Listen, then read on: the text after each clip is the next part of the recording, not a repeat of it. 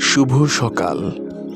আজ শনিবার 25 অক্টোবর 2025 ইংরেজি, 2 জমাদিউল উলা 1447 আরবি, 9 কার্তিক 1432 বাংলা।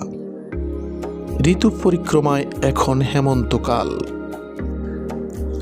পৃথিবীর সবচেয়ে আনন্দের অনুভূতিটা হচ্ছে যখন তুমি একটি লক্ষ্য ঠিক করতে পেরেছিলে এবং সেই লক্ষ্য পূরণ করতে পারলে।